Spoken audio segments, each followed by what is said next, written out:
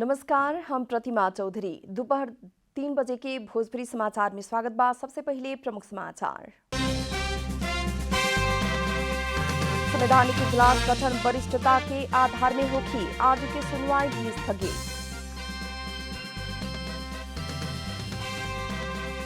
नेकपा स्थायी कमेटी बैठक बैठ रहल, बजट की समीक्षा आ पार्टी के आंतरिक जीवन के बारे में छलफल हो रहल। काठमाडौँ उपत्यका के तीनों प्रमुख जिलाधिकारी के बैठक आज बैठ रहल, निषेधाज्ञा कुछ सहज होखे के संभावना। कोरोना विरुद्ध के लड़ाई जीतल घोषणा कैल जल्दबाजी होखे के अमेरिकी सर्वरोग विशेषज्ञ डॉक्टर एंथनी फाउची के कहना, जोखिम कायमे। कोरोना महामारी के कारण अर्जेंटीना में आयोजना होखेला तय भइल कोपा अमेरिका फुटबॉल ब्राजील में होखी।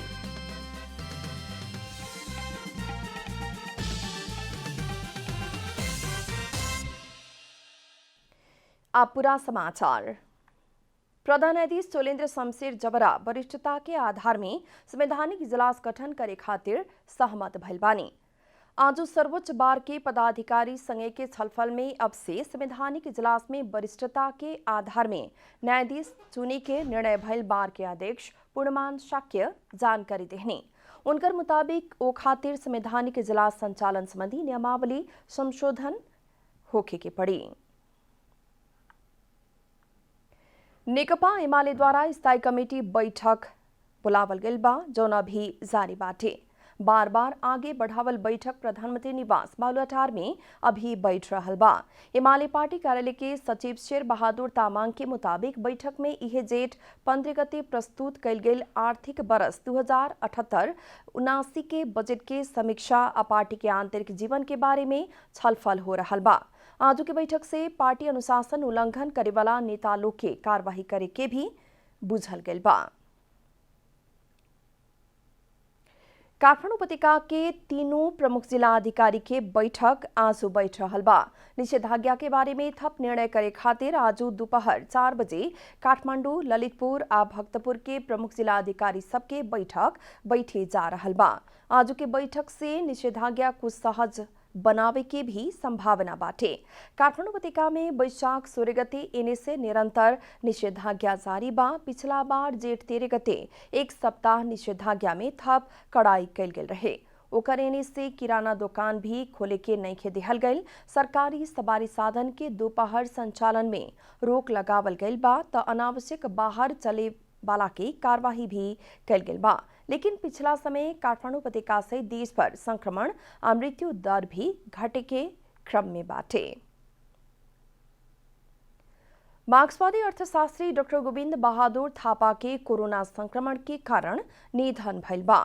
उनकर आज सवेरे गंगालाल अस्पताल में निधन भइल हा। उनकर कुछ दिन से अस्पताल में उपचार होत रहे। थापा तत्कालीन अर्थमंत्री भरतमोहन अधिकारी के आर्थिक सलाहकार होके काम कैले रहने। वहां के राष्ट्र बैंक के कार्यकारी निर्देशक आ एशियाली विकास बैंक के नेपाल के प्रतिनिधि के जिम्मेवारी भी संभाल ले रहने। कर्णाली प्रदेश सरकार के मुख्यमंत्री महेंद्र बहादुर शाही चिकित्सक तथा स्वास्थ्यकर्मी सबके कोरोना भत्ता एकमुश्त उपलब्ध करावे के बतौले बानी।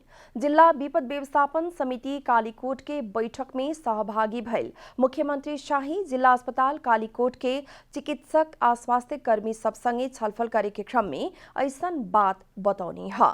मुख्यमंत्री शाही स्वास्थ्य कर्मी के उच्च मनोबल के साथ काम करे खातिर अनुरोध भी कैले रहने। वहां के आवश्यक व्यवस्थापन प्रदेश सरकार से करे के विश्वास दिलावे के कोशिश भी कैले बानी। स्वास्थ्य पूर्वाधार तथा विकास योजना अनुगमन के खातिर गृह जिला पुगल मुख्यमंत्री शाही स्थानीयता के प्रमुख विपद प्रति कार्य खातिर बड़ा स्तर में स्वयंसेवक परिचालन करेला भी निर्देशन दिले बानी। कोरोना महामारी जिला में हर साल प्राकृतिक प्रकोप से उत्पन्न होने वाला समस्या के बारे में समय में ही सजग करावेला आ तत्काल उद्धार में सहयोग पहुंचे किस्म से प्रत्येक वार्ड तह में स्वयंसेवक परिचालन करे पड़े के उनकर कहना बाटे। भोजपुरी समाचार में आप छोड़ विश्राम।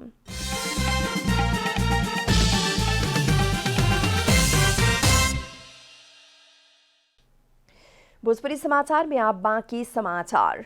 आज सवेरे भइल आनी बिहार के चलते ठाव-ठाव में पोल टूट के ढहला बाद कैलाली आ कंचनपुर में विद्युत सेवा अवरोध भइल बा। प्रदेश के अस्थायी राजधानी धनगढ़ी सहित महेंद्रनगर, टीकापुर, लमकीचूहा, झलारी लगायत के मेन शहर क्षेत्र आ ग्रामीण क्षेत्र में विद्युत सेवा अवरोध भइल नेपाल विद्युत प्राधिकरण प्रादेशिक कार्यालय अतरिया जनौले बाटे।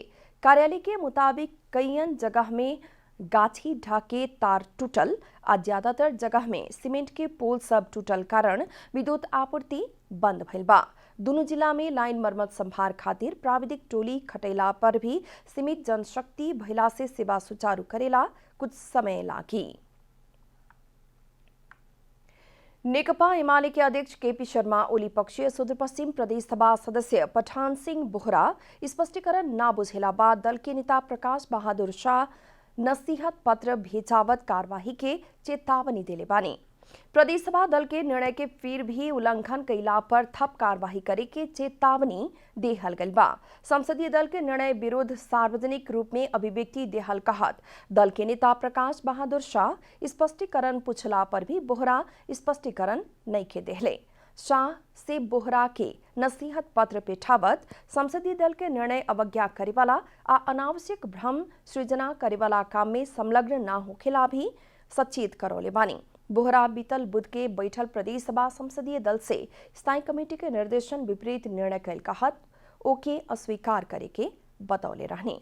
एमाले के स्थायी कमेटी द्वारा प्रदेश सरकार के देहल समर्थन फिरता लेवे के निर्णय कैला पर भी प्रदेश संसदीय दल द्वारा तत्काल कायमे राखे के निर्णय कैल गेल रहे। वो निर्णय कल 2 दिन के बाद मुख्यमंत्री त्रिलोचन भट्ट द्वारा एमाले के 3 मंत्री के राजीनामा देवे के लगा के एमाले के ही 7 जने नया मंत्री के नियुक्त कैले रहने, जिसमें 4 जने मंत्री आ 3 जने राज्य मंत्री बानी लोग। एमाले के प्रदेश कमेटी द्वारा सरकार में सहभागी 7 जने मंत्री, 2 जने पूर्व मंत्री आ सचेतक के साधारण सदस्य समेत न रहे किस्म से निष्कासन करेला स्थायी कमेटी के सिफारिश भी कैल गेल बा।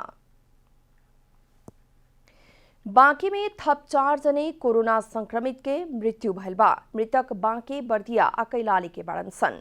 बर्दिया बढ़ैयाताल गांवपालिका वार्ड नंबर 6 के 42 वर्ष के पुरुष के भेरी अस्पताल में मृत्यु भइल बा। जेठ 2 गते पीसीआर कैल उनका 17 गते भरना करावल गेल रहे। वही लेखा बढ़ैयाताल गांवपालिका वार्ड नंबर 2 के 45 वर्ष के महिला के भेरी अस्पताल में ही मृत्यु भइल बा।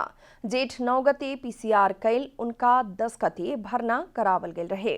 कैलाली टीकापुर नगरपालिका वार्ड नंबर 8 के 77 वर्ष के पुरुष के भेरी अस्पताल में मृत्यु भइल बा। जेठ 2 गते पीसीआर कैल उनका 13 गते भरना कैल गेल रहे। वही लेखा नेपालगंज उप महानगर पालिका वार्ड नंबर 1 के 70 वर्ष के पुरुष के भेरी अस्पताल में मृत्यु भइल बा। जेठ 4 गते पीसीआर कैल उनका 5 गते भरना कैल गेल रहे। एकरा साथे बांके में 294 जने अब बाहरी जिला से इलाज करावे आवे वाला 290 जने के मृत्यु भइल बाटे। अब आर्थिक समाचार।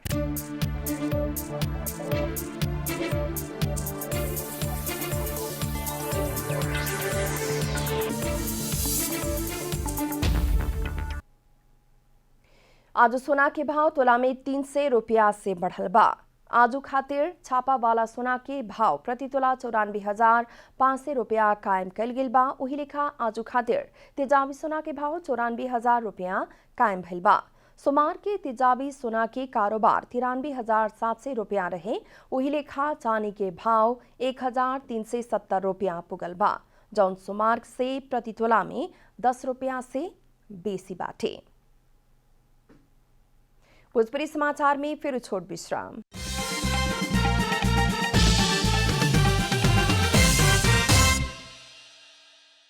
आप खेलकूद समाचार।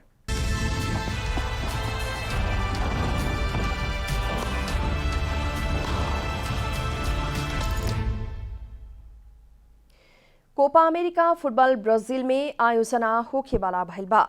दक्षिण अमेरिकी फुटबॉल के सर्वोच्च निकाय कन्मेबोल द्वारा सोमवार के कोपा अमेरिका ब्राजील में आयोजना होखे के जनावल गइल हा। इससे पहले कोपा अमेरिका अर्जेंटीना में आयोजना होखे के तय रहे, लेकिन कोरोना वायरस के महामारी के कारण अर्जेंटीना से प्रतियोगिता आगे बढ़ावल गइल बा। कोरोना के दोसर का लहर संगे अर्जेंटीना में फुटबॉल गतिविधि 1 महीना से स्थगित कल गेल बा। प्रतियोगिता अभी वाला जून 13 तारीख से जुलाई 10 तारीख तक होखे के तालिका बाटे। सन 2020 में आयोजना होखे वाला Copa America football corona virus के महामारी के चलते ही एक बरस पीछे धकेलाइल रहे। शुरुआत में कोपा अमेरिका अर्जेंटीना आ कोलंबिया में संयुक्त आयोजना होखे के तय कल गेल रहे, लेकिन सरकार विरुद्ध के बढ़ल आंदोलन के कारण कोलंबिया के सह आयोजक से हटावल गेल रहे। अंत में प्रमुख समाचार फिर एक बेर। संवैधानिक इजलास गठन वरिष्ठता के आधार में होगी, आज के सुनवाई भी स्थगित। नेकपा स्थायी कमेटी बैठक बैठ रहल, बजट के समीक्षा आ पार्टी के आंतरिक जीवन के बारे में छलफल हो रहा। काठमांडू उपत्यका के तीनों प्रमुख जिला अधिकारी के बैठक आज बैठ रहल, निषेधाज्ञा को सहज होखे के संभावना। कोरोना विरुद्ध के लड़ाई जीतल घोषणा कल जल्दबाजी होखे के अमेरिकी सरुआ रोग विशेषज्ञ डॉक्टर एंटोनी फाउची के कहना, जोखिम कायमे। कोरोना महामारी के चलते अर्जेंटीना में आयोजना होखेला तय भइल कोपा अमेरिका फुटबॉल अब ब्राजील में होखी।